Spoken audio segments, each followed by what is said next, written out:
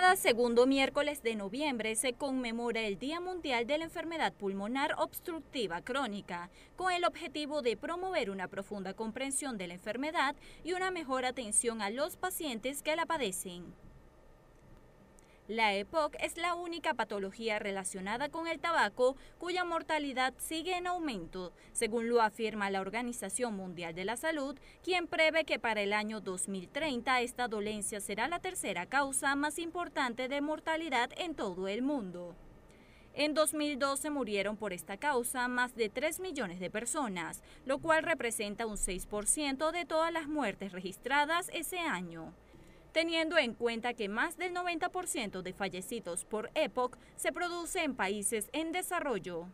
La celebración anual para luchar contra esta patología está en manos de la Iniciativa Mundial contra la Enfermedad Pulmonar Obstructiva Crónica y es auspiciada por la Organización Mundial de la Salud, quienes apoyan una serie de actividades a cargo de profesionales de la salud y de grupos de pacientes. El tema escogido este año fue sin aliento pero no indefenso. EPOC, enfermedades pulmonares obstructiva crónica. Hoy es el Día Mundial sobre el padecimiento y la lucha contra este mal que aqueja a tantas personas en el mundo entero. Ya tenemos a la especialista acá en el estudio, Mirvi Molea. La doctora es especialista en neumonología, pero además es médico internista. Queremos darle la bienvenida a Noticias Globovisión Salud. Muchísimas gracias, Ingrid, por la invitación. Queremos comenzar, pues, a propósito de hoy es el propio día, lo conversábamos hace algunos segundos, del Día Mundial de el EPOC. ¿Qué es el EPOC?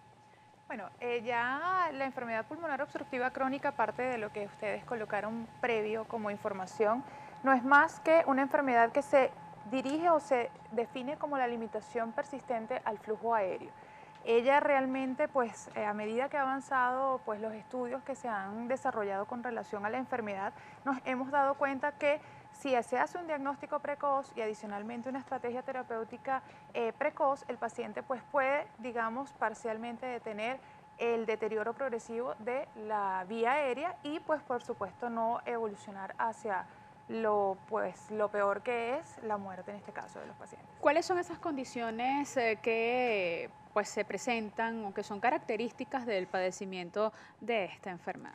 Fíjense, el EPOC en línea general nosotros lo relacionamos con relación a pacientes que tienen factores de riesgo, aquellos que tienen un hábito tabáquico acentuado, generalmente cuando se define como que hay una carga tabáquica mayor a 10 paquetes año. Y adicionalmente se acompaña de otros síntomas, ¿no? El primer síntoma es disnea. Normalmente, pues, yo siempre lo digo y se lo explico a mis pacientes, el cuerpo es tan perfecto que trata de adaptarse a los cambios, pero llega un momento en que la disnea es importante y cuando la disnea realmente es percibida por el paciente, porque definitivamente es un síntoma, entonces la enfermedad está ya en su gravedad de importancia. Otros síntomas que se acompañan es la tos, por ejemplo, pérdida de peso, aumento de peso, retención de líquido, esos pacientes que generalmente pueden verse con los tobillos hinchados.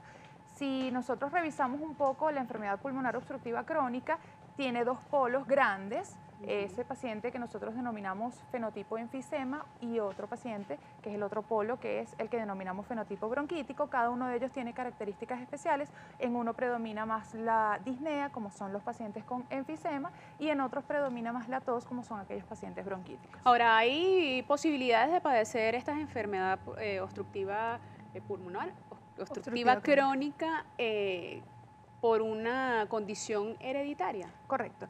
Existen otras condiciones que no solamente, como les digo, ¿no? La más frecuente es la exposición al cigarrillo, pero también existen otras, por ejemplo, como aquellos pacientes que se exponen a biomasa, que viven en sociedades, pues, con abundante polución, o que se exponen a la tala, por ejemplo, o al humo de la leña.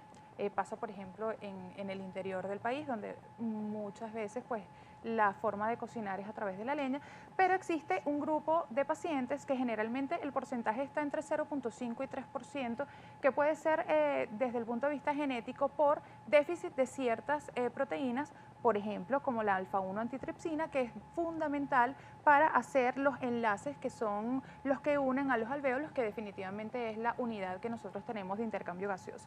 Eso realmente es un grupo de pacientes, sí, el porcentaje es 3%, pero el que le toque pues, estar en ese porcentaje es bastante. Es por eso que cuando nosotros incluso hacemos la entrevista a los pacientes que tienen pues los síntomas y que tienen también los factores de riesgo, interrogamos si el paciente tiene algún familiar que haya padecido de la enfermedad o que en su defecto haya padecido alguna enfermedad respiratoria que a lo mejor en ese momento no lo denominaron como enfermedad pulmonar obstructiva crónica, pero que los síntomas digamos los síntomas o lo que ellos expresan a través del paciente puede ser relacionado al EPOC. Ahora, tomando en consideración que puede padecerse esta enfermedad por carácter hereditario, ¿no descartan entonces o no se descartan las posibilidades de que los niños puedan padecerla? ¿Discrimina de algún tipo de edad la enfermedad? Lo que pasa es que cuando se habla de EPOC, generalmente es una enfermedad que afecta la vía respiratoria, la limitación del flujo aéreo como hablamos, pero que al inicio se hablaba que comenzaba a partir de los 40 años, es decir, la cuarta década de la vida los pacientes pueden tener mucho más riesgo. ¿Qué ocurre ahorita y por qué la podemos ver nosotros en desarrollo con personas de menor edad? Primero, el hábito tabáquico ya no es un hábito de los adultos. Definitivamente lo hemos visto incluso cada vez en la adolescencia o incluso en edades más tempranas.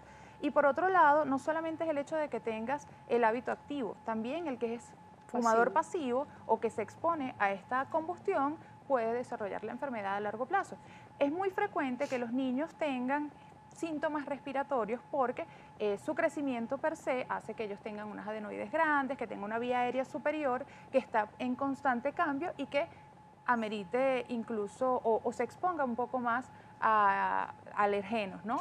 Si se expone a alergenos, ella tiene un proceso inflamatorio mucho mayor y si tú a eso le sumas que él puede tener la exposición al cigarrillo, entonces pues el paciente a largo plazo, el niño, en su adolescencia o un poco más allá, en la segunda década de la vida, por ejemplo, o tercera, pueda desarrollar la enfermedad.